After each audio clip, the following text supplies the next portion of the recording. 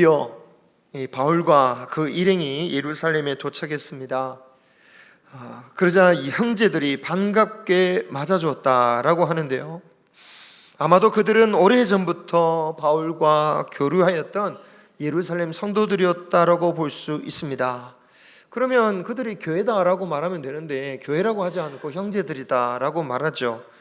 왜 그렇게 말하냐면 예루살렘 교회는 이제 더 이상 소규모의 교회가 아니었습니다. 수만 명에 이르는, 물론 한꺼번에 수만 명씩 모이는 현대 교회와 같지는 않았겠지만 그럼에도 불구하고 수만 명에 이르는 그런 엄청난 많은 성도들이 있었다라는 거예요. 정식으로 예루살렘 교회 대표자들을 찾아간 것은 그 다음 날이었습니다. 야고보를 찾아갔더니 교회의 장로들이 다 함께 모여 있었다라고 나와 있죠. 아마도 그들은 바울의 방문 소식을 듣고 일부러 다 찾아왔던 것 같습니다. 오랫동안 복음 사역을 했던 바울을 보고 싶은 마음도 있었겠지만 사실은 또 다른 이유가 있다라는 것을 나중에 말씀을 보면 알 수가 있어요. 이때쯤 바울의 사역에 대해서 모르는 사람이 예루살렘에 아무도 없었던 것 같습니다. 문제는 그 소문이 좋게만 나온 것은 아니다라는 거예요. 그렇죠? 우리가 바울 사도를 알면, 우리가 바울 시대 사면 바울 사도를 칭찬만 할 것 같습니까? 그렇지 않아요.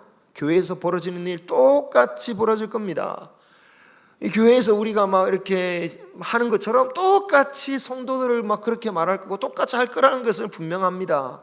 우리 입장을 분명하기를 소망합니다. 하나님의 교회를 생각하고 사랑할 수 있기를 소망합니다. 이 바울에 대한 소문이 꼭 좋게만 들렸던 게 아니에요. 장로들이 왜 이렇게 다 모였느냐? 바울을 환영하기 위함도 있었지만 소문의 진위를 확인하고자 하는 마음도 있었던 거예요. 이런 것을 알아서인지 바울도 그들에게 인사한 뒤에 하나님께서 자신의 사역을 통해서 어떤 일을 이루셨는지를 낱낱이 말했다라고 말하고 있습니다. 여기서 낱낱이라는 의미는 행정적인 말이에요. 굉장히 자세한 항목을 따져가면서 아주 구체적으로 설명했다라는 겁니다. 날짜, 장소, 사람의 이름, 하나님께서 행하신 일들 조목조목 낱낱이 보고했다라는 거예요. 이렇게 낱낱이 보고했다라는 이런 말이 나온 것은 사실 처음이에요. 1차 전도여행, 2차 전도여행 끝나고도 예루살렘에 왔었습니다. 하지만 이렇게까지 낱낱이 보고했다라고 말한 적이 없었어요. 1차 전도여행 후에는 교회 회의에 참여하여서 이방인에게도 이유대인들에게 주신 그 믿음을 똑같이 주셨다라는 증언을 하는 정도였습니다. 그리고 2차 전도 여행 후에는 어떤 보고를 했다는 말 자체가 없어요. 그런데 3차 전도 여행 후에는 이렇게 낱낱이 보고했다라는 것은 낱낱이 보고해야 할 만한 이유가 있었다라는 거예요. 20절에 장로들이 바울에게 하는 말을 보면 유대에 이미 수만 명의 성도들이 있었는데 이들이 바울에 대해서 어떻게 생각한다고요? 부정적으로 생각하고 있었다라는 거예요. 그래서 바울은 자신의 사역과 그 결과들이 결코 사람의 계획이나 사람의 노력 또는 자신의 뜻에 따라서 행한 것이 아니라 철저히 하나님께서 인도해 주셨고 하나님께서 계획을 세우셨고 하나님께서 주도적으로 이끌어 가신 역사다라는 것을 낱낱이 보고해야만 했다라는 거예요. 그렇게 단지 사역의 결과만 이야기한 게 아니라 그 모든 과정들이 어떻게 이루어졌는지 그 모든 것들을 설명해야만 했던 거예요. 그래서 이제껏 상세하게 말하지 않았던 자신의 고생담까지 다 얘기했겠죠. 루스드라에서 돌 맞아 죽음에 이를 뻔했던 이야기나 빌립보에서 매 맞고 감옥에 갇혔던 일이나 에베소에서 수많은 사람들이 대소동을 일으켜서 정말 제자들이 죽음에 이를 뻔했던 일들, 그 수많은 그 사도행전에는 나오지 않지만 고린도 전서에서 고백했듯이 풍랑을 겪고 바다 위에 떠돌고 굶주리고 정말 힘들었던 그 모든 일들을 낱낱이 보고했을 거예요. 왜? 이유는 한 가지, 이런 내 뜻대로 된 게 아니라 하나님이 행하신 것이라고. 그것을 증거하기 위해서 낱낱이 보고한 거예요. 그리고 그 결과로 지금 나와 함께 온 이방인들, 이 리더들을 보시라고. 그들이 누굽니까?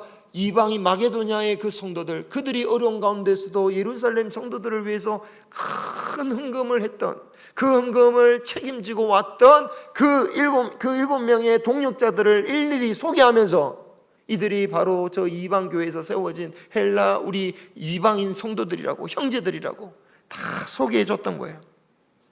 바울의 말을 듣고 나자 야고보와 장로들은 다 하나님께 영광을 돌립니다. 그들이 영광을 돌렸을 때 바울도 너무너무 기뻤을 거예요. 자신이 칭찬받는 게 기쁜 게 아니에요. 내가 한 일이 나의 의지로 된 게 아니라 하나님이 행하신 것이고 내가 하나님과 함께 사역한 것임을 인정받았기 때문에 그것이 너무나도 기뻐하고 감사한 일이었겠죠.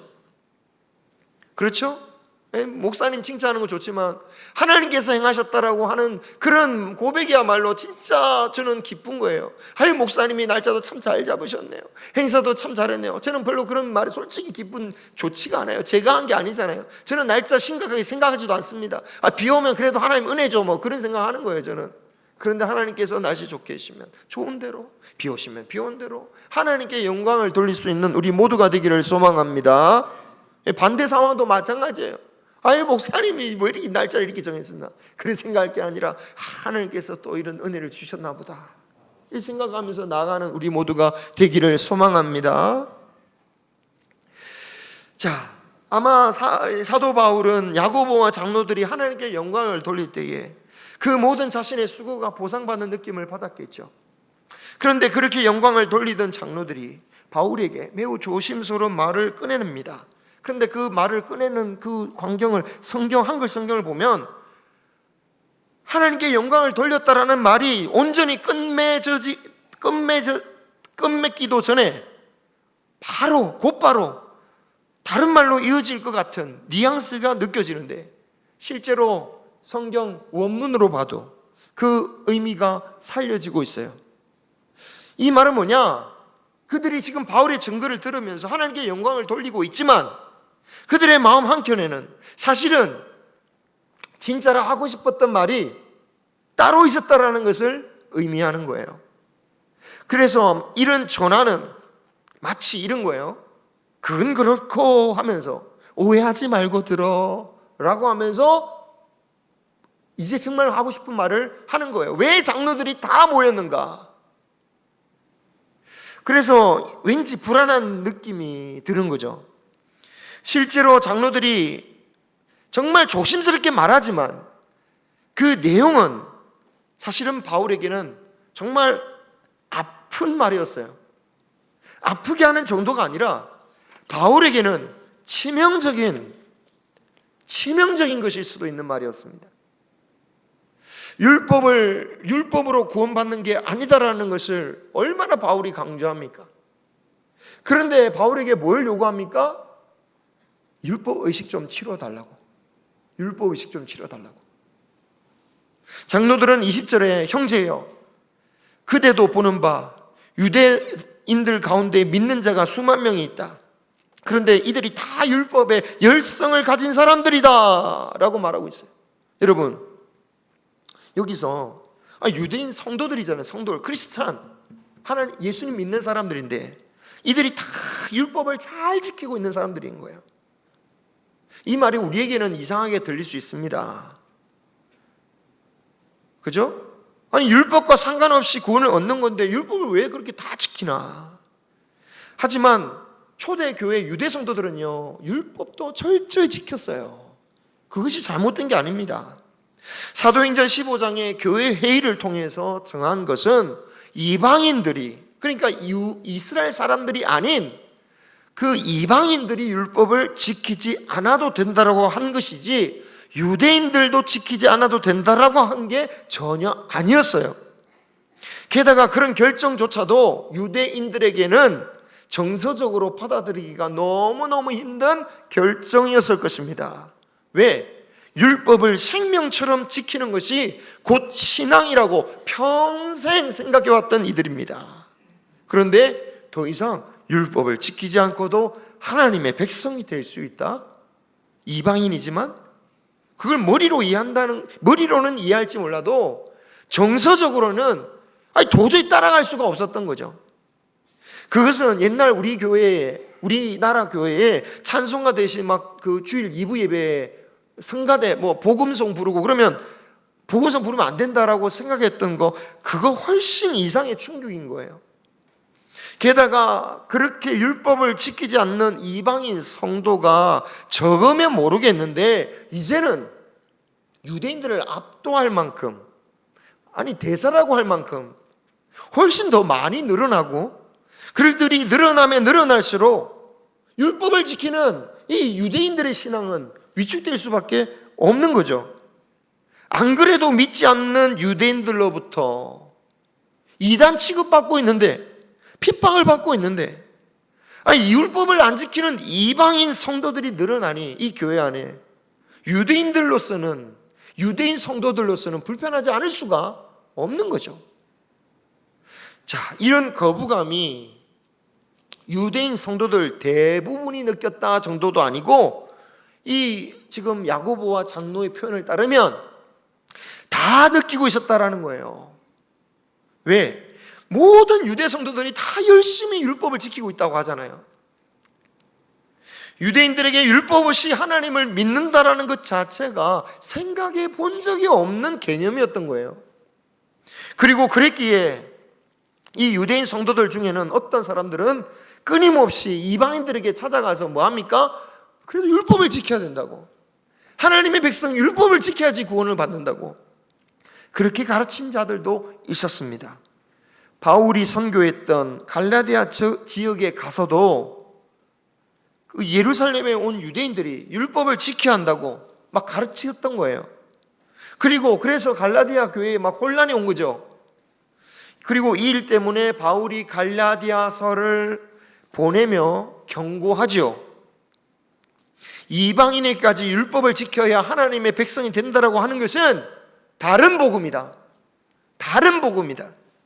예수 그리스도의 복음 외에 다른 복음이 없고, 만약 우리가 전한 복음 외에 다른 복음을 전하면 저주를 받을 것이다 라고 갈라디아서에서 말씀하고 있어요.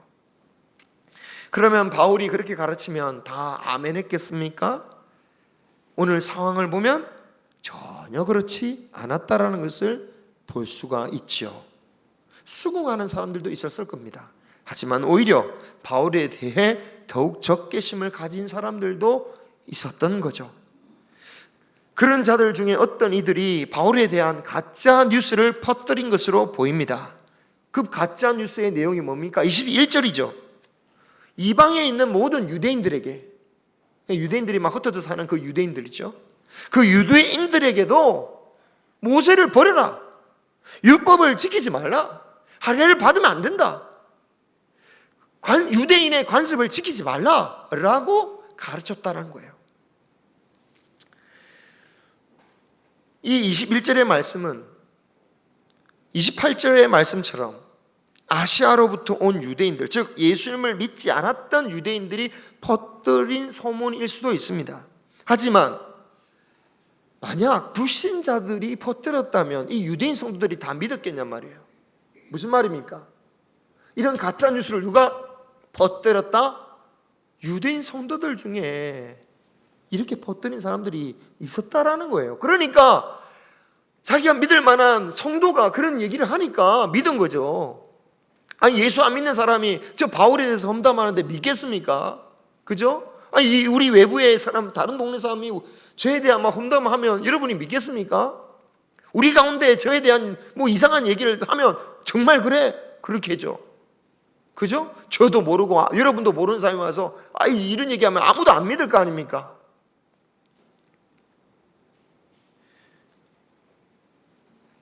물론 현혹되지 않은 사람들도 있었습니다. 최소한 바울을 맞아주었던 성도들이나 야고보 장로들은 그럴 리 없다라고 생각했겠죠. 그러니 바울을 그렇게 맞아주고 바울이 증거하는 걸 먼저 듣고 하나님께 영광을 돌린 것입니다. 그죠? 문제는 수많이 이르는 유대인들, 즉 대부분의 유대 성도들은 그 가짜 뉴스에 바울을 의심했다라는 거죠. 성숙하지 못할 때에 진실보다는 자신이 듣고 싶은 대로 듣기 마련입니다. 그죠? 다 그런 것 같아요. 우리가 진리를 알기보다는 그냥 내가 듣기 편한 소리를 듣게 되죠. 바울에 대해서 그렇게 믿었다라는 것은 무슨 뜻입니까? 결국 바울에 대해서 부정적인 마음이 있었다라는 거죠. 그러니까 그런 가운데 그런 이야기를 들으니 그러면 그렇지, 대부분이 바울이 율법을 못 어겼을 것이라고 생각했던 것입니다. 21절 그들이 들었도다. 그들이라는 게 누굽니까? 21절에 율법을 철저히 지키는 수만 명에 이르는 유대인 성도들을 가리키는 거예요. 그래서 야고보와 장로들은 바울에게 정말 조심스럽게 제안을 합니다. 예루살렘 교회에 서원한 유대인들 4명을 데리고 가서 결례를 행하고 그들을 위해 비용을 내어서 머리를 깎게 해라. 그러면 적극적으로 유대인들이 율법을 지키는 것을 지지한다는 것을 보여줄 수 있지 않겠느냐. 당신이 율법을 지키고 또 율법을 지키는 유대인들을 지지한다는 사실을 우리 유대인 성도들에게 보여달라 라고 이런 제안을 했던 거죠.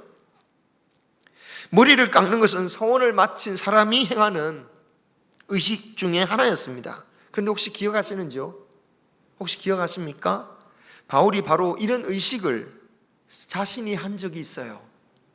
그것은 2차 전도 여행을 끝내고 사도행전 18절에 보면 바울이 일찍이 서운이 있었으므로 겐그라에서 머리를 깎았더라. 원래 율법에서는 서원을 마치면 예루살렘에 와서 머리를 깎아야 했습니다. 그런데 바울 시대에는 워낙 유대인들이 온 세상에 다 흩어져 살고 있으니까 서원이 끝났다고 해서 바로 예루살렘에 갈 수 없었잖아요. 그러니까 율법을 바꿉니다. 실행 가능한 법으로 바꿔요. 서원을 끝내면 다른 곳에서 머리를 자를 수 있는데 다만 그 머리카락을 30일 이내로 예루살렘에 와서 제물을 드릴 때에 제물과 함께 태우면 된다. 그렇게 율법으로 정한 거예요. 그래서 바울도 머리를 깎은 다음에 어떻게 하냐면 예루살렘에 불이 났게 돌아옵니다.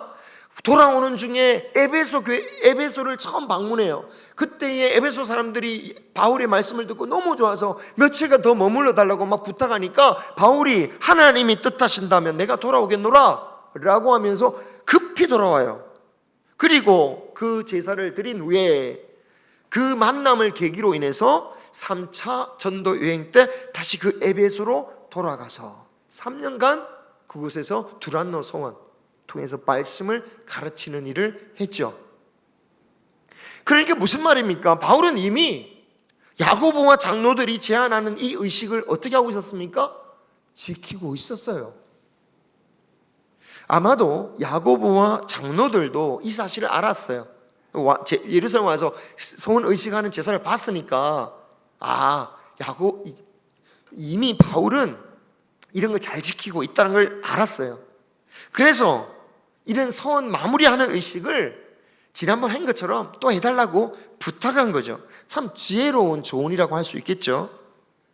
그런데 여러분, 지혜로운 조언도 지혜로운 자라야 그 조언을 잘 받아들일 수가 있는 겁니다. 사실 바울이 이미 행했던 일들을 부탁하니까 바울은 얼마든지 쉽게 할 수 있다라고 생각하지만 반대로 내가 잘하고 있는 걸 왜 시키냐? 그죠? 내가 잘하고 있는 걸 왜 또 시키지? 라고 기분 나쁘게 받아들일 수도 있어요.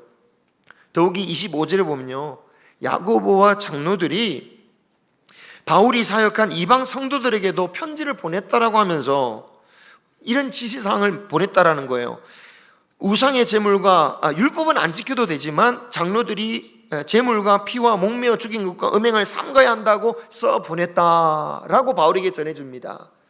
이것도 좋은 의도예요. 우리가 이방인들에게까지 율법을 지키라고 하는 건 아니야. 이방인들에게는 이렇게 편지를 보냈어. 율법을 지키지 말고 최소한 이것만 지켜달라고. 여러분, 이런 결의사항이 이미 사도행전 15장의 교회 회의에서 결의한 사항이었기에 얼마든지 보낼 수 있죠. 문제는 여러분, 바울의 지역에 가면 바울의 동의 정도는 받아야 되는 거 아니겠습니까? 그죠? 솔직히 이것도 좀 삐딱하게 생각하면, 아니 내가 사역한 곳에 왜 그런 편지를 보내? 내 허락도 없이, 내 동의도 없이. 최소한 나에게 알려주게 해야 될 거 아니야. 그 사실에 기분 좋을 리가 없겠죠. 바울의 입장에서는 이런 권고들이 사실은 굉장히 모욕적으로 들릴 수도 있는 겁니다. 복음을 위해서 자신의 모든 것을 다해 헌신하였던 것이 송두리째 부정당하는 것처럼 여겨질 수도 있습니다. 그리고 예루살렘 교회에 유대 성도들을 사랑하여서 이방인 교회로부터 거금에 그 헌금까지 모아왔는데 자신을 이런 식으로 대하다니, 정말 울분이 터질 수도 있지 않겠습니까? 여러분, 바울이 예루살렘 오면서 핍박을 예상했습니다. 그죠? 자신이 핍박을 당할 것이고 결박당할 것인 것을 다 예상했어요. 하지만 하나님의 사람들로부터 이런 어려움을 당할 것이라고는 생각도 못했을 겁니다. 악한 세상이 핍박을 해도 교회는 자신을 지지하고 보호해 줄 것이라고 생각했어요. 그런데 먼저 누구로부터 상처를 받습니까? 예루살렘 교회로부터 상처를 받는 거예요. 여러분, 이런 것에 대한 바울의 감정은 성경에 전혀 기록되어 있지 않지만 그 속이 어떠했겠냔 말이죠. 여러분, 아브라함에게 하나님께서 아들을 바치라 했을 때 아브라함의 어떤 심리적인 감정의 표현은 전혀 나타나지 않습니다. 그냥 다음날 출발했다라고 나와 있었어요. 하지만 어찌 그 아브라함의 마음이 평안했겠습니까? 마치 바울의 마음도 똑같았을 것 같아요. 바로 그 다음날 순종합니다. 하지만 그 마음이 어땠겠냔 말이죠. 그러나 바울은 그 모든 마음을 내려놓고 바로 다음날 교회에서 지정해 준 네 사람과 함께 결례를 행하고 성전에 들어가 4명이 예물을 바칠 날짜를 신고합니다. 그리고 7일의 기간을 보내요. 바울은 도대체 어떻게 이런 일을 이렇게 할 수 있었을까? 바울이 이렇게 할 수 있었던 그 마음의 신앙의 자세에 대해서 바울이 이렇게 고백한 적이 있습니다. 고린도전서 9장 20절입니다. 같이 읽겠습니다. 시작. 유대인들에게 내가 유대인과 같이 된 것은 유대인들을 얻고자 하며 율법 아래에 있는 자들에게는 내가 아래에 있지 아니하나 율법 아래에 있는 자같이 된 것은 율법 아래에 있는 자들을 얻고자 하며. 아멘. 복음을 위해서라면 그 어떤 것이라도 내려놓는 사람이 바울이었다라는 거죠. 우리가 바울처럼 감옥에 갇히고 순교할 가능성은 저는 현실적으로 거의 없다라고 봅니다. 하지만 결국 우리가 가야 할 길도 바울이 걸어갔던 길인 줄 믿습니다. 정도의 차이가 있지요. 하지만 비슷한 성격의 길은 우리가 가는 거란 말이죠. 그것을 과연 내가 바울의 길을 가고 있는지, 아니면 바울이 가고자 하는 그 가는 길과는 전혀 다른 길로 가고 있는지 우리가 어떻게 확인할 수 있을까요? 오늘 말씀처럼 여러분 교회 안에서 여러분의 자존심을 건드는 일이 있습니까? 여러분의 업적들, 정말 그 모든 것들을 바울처럼 복음을 위해서, 그리스도를 위해서 내려놓을 수 있는 그런 무리가 되어 있는가? 본전 생각나고 나는 옛날에 이랬다고, 나는 이랬다고, 내가 일할 땐 이랬다고 끊임없이 내 일을 얘기하면서 그런 신앙인가?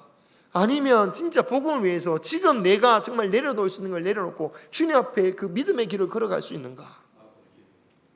여러분, 오늘 말씀을 통해서 교회 안에서도 믿는 자 안에서도 여전히 오해와 갈등이 생길 수 있다는 것을 볼 수 있습니다. 그것으로 인해서 믿음에 소홀해지거나 심지어 현대인들은 떠나는 이들도 있습니다. 왜 교회가 이러냐라고 말하기도 하죠. 그러나 성경을 잘 보시기 바랍니다. 교회가 하나님을 닮아가는 사람이지만 온전한 사람은 없지 않습니까? 그죠? 온전하지 않기 때문에 시험에 들지 않습니까? 사람의 온전함을 바라보기보다는 하나님 우리의 온전함을 용서해 주시는 주님을 바라볼 수 있기를 소망합니다. 다른 사람에게 기대를 하지 마라 이런 차원이 아닙니다. 기대해야죠. 우리의 믿음으로 같이 가는 것을. 하지만 오직 온전함은 하나님께만 있다라는 거. 핍박과 고통은 외부에서만 오는 게 아님을 기억해야 됩니다. 우리가 정말 세상에서 이길 수 있는 자가 되려면 먼저 교회 안에서 정말 의도치 않게, 그죠? 뭐 악한 마음으로 그런 건 아니잖아요, 그죠? 의도치 않게, 또 인간의 한계로 말미암아 오해할 수 있잖아요. 잘못 말할 수 있잖아요. 그런 것에 내가 어떻게 반응하는가? 그런 시험과 그런 어려움에 내가 과연 어떻게 대응하는가? 그걸 보면 내가 세상을 이길 사람인지, 아니면 주님 앞에서 정말 더 거꾸러져서 정말 하나님 앞에 엎드러져야 될 사람인지를 우리는 알 수 있을 것입니다. 바라기는 우리를 돌아보기를 소망합니다. 사랑하는 우리 모든 성도님들이 바울이 갔던 그 길, 정도는 달라도 함께 걸어갈 수 있기를 주님의 이름으로 축원합니다. 우리 모두 클 때 하나님의 위로, 바울에게 하나님의 은혜를 주시고 바울에게 능력을 주시고 영광을 주신 하나님께서 그런 우리 모두에게도 똑같은 은혜와 영광을 주실 줄 믿습니다. 기도하겠습니다.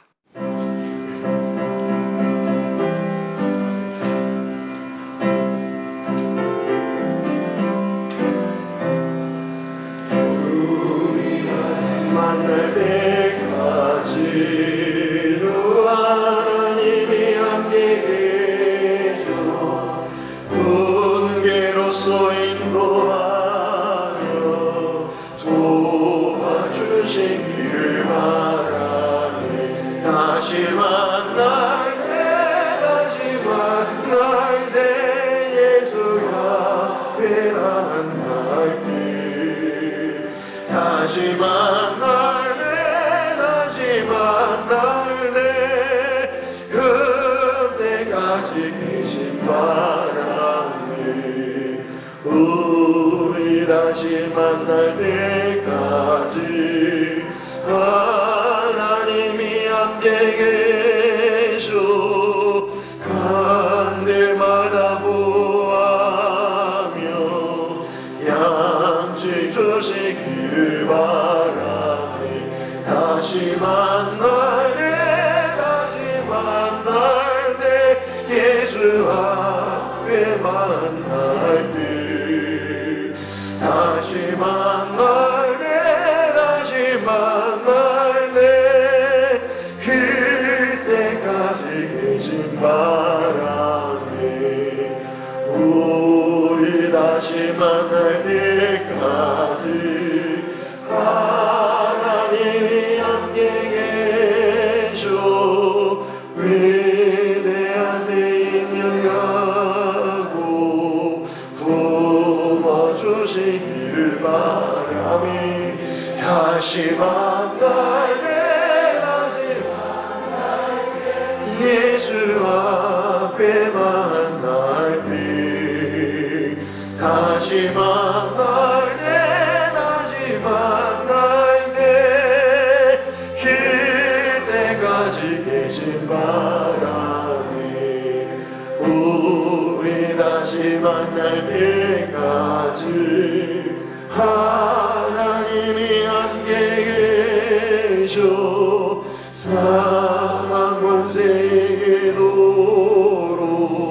지켜주시기를 바라네. 다시 만날 때 예수 앞에 만날 때 다시 만날 때 그때까지 계신 바람